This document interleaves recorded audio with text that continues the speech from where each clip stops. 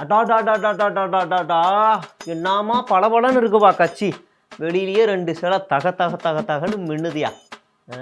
தம்பி, பார்க்குற எல்லாமே போய், கண்ணால் காண்பது எல்லாமே போய், உன் பின்னாடி மின்னுக்கிட்டு இருக்கிற அந்த பளபள மாளிகை அதுவும் போய். எதையுமே நம்பாத தம்பி. அண்ணே என்னண்ணே சொல்ற? புரியலண்ணே. புரியலையா? இப்ப பின்னாடி பாரு. என்னடா கந்தர்வ கோட்டை மாதிரி மாறிடுச்சு. பல வருஷமா இந்த கட்சி ஆபீஸ் இப்படிதான் தம்பி இருக்கு. இந்த கட்சி யார் பேர்ல இருக்குன்னு தெரியாது. இந்த கட்சி ஆபீஸ் யார் பேர்ல இருக்குன்னு தெரியாது.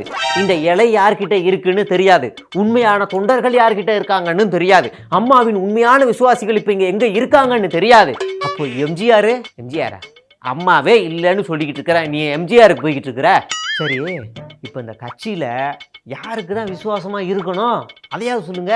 விசுவாசி கெடப்ஸுக்கு உண்மையான விசுவாசியே இல்லைனாலும் நான் தான் விசுவாசின்னு சொல்கிறவங்க தான் உண்மையான விசுவாசி. சரி, அதை விடுனே.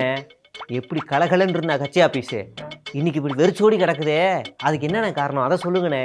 அது ஒரு பெரிய கதை தம்பி.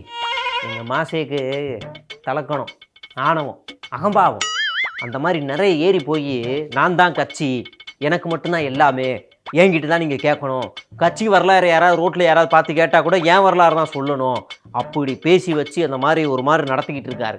இதையெல்லாம் பல சீனியர்களுக்கு பிடிக்கல. நிறைய சீனியர்கள் போய் எங்கள் மாஸ்டர்கிட்ட சொன்னாங்க, நீங்கள் பண்ணுறது சரியில்லை, தயவு செய்து கொஞ்சம் மாற்றிக்கங்க, நீங்கள் வந்து நம்ம பிரிஞ்சு போன எல்லாரையும் ஒன்று சேர்த்துருவோம், படைபலம் அதிகமாயிரும், அப்புறம் நம்ம போகிற தொடங்குவோன்னு சொன்னாங்க. அப்பவும் அவர் கேட்கல அப்படின்ட்டார். இதில் ஒரு ஆள் தான் நம்ம அண்ணன் செங்கல்கோட்டையன். அவர் உங்களுக்கே தெரியும், கெடப்ஸையே உருவாக்குனவர் அவர் தான். இவரும் போய் சொன்னார், நம்ம எல்லாரும் ஒன்று சேர்ந்துடலாமே, ஒரு தேர்தல் பார்ப்போம், இல்லைனா கழட்டி விட்டுருவோம் அப்படின்னு ஐடியா கொடுத்துருக்காங்க. கேட்கலையே. இதையெல்லாம் இந்த அண்ணன் செங்கல்கோட்டையனில் அவர் வந்து நோட் பண்ணிக்கிட்டார். என்னைக்காச்சும் ஒரு நாள் வரும்ல, அன்னைக்கு நம்ம ஆட்டத்தை களைச்சி ஆடிடுவோம், அப்போ பார்த்துக்குவோம் அப்படின்னு வெயிட் பண்ணிக்கிட்டே இருந்தார். அதுக்கான நேரம் வந்துச்சு, இறக்குனாரு பாருங்க ஒரு இடிய. என்ன இடி? தொடர்ந்து அவமதிச்சுக்கிட்டே இருந்தாங்க, பார்த்துக்கிட்டே இருந்தாரு. பண்ணுப்பா பண்ணு, நான் பார்த்துக்கிறேன்ப்பா பண்ணு அப்படின்ட்டே இருந்தாரு. அந்த டைம் தான் அந்த அத்திக்கடவு நிகழ்ச்சி நடக்குது. கரெக்டாக பாயிண்ட் எடுத்து கொடுத்தாங்க. அந்த நிகழ்ச்சியை வச்சுக்கிட்டு அடிச்சாரு பாருங்க ஒரு 6. கட்சியை கிடுகிடுது ஆடி போயிருச்சுன்னா பார்த்துக்கோங்களேன்.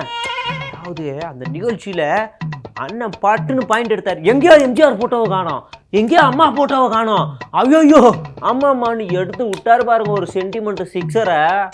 அவ்வளவுதான். அது மட்டும் இல்ல, அம்மா இவருக்காக பேசின ஆடியோவையும் ரிலீஸ் பண்ணிட்டாரு. நல்ல வேளை அதை பண்ணலை,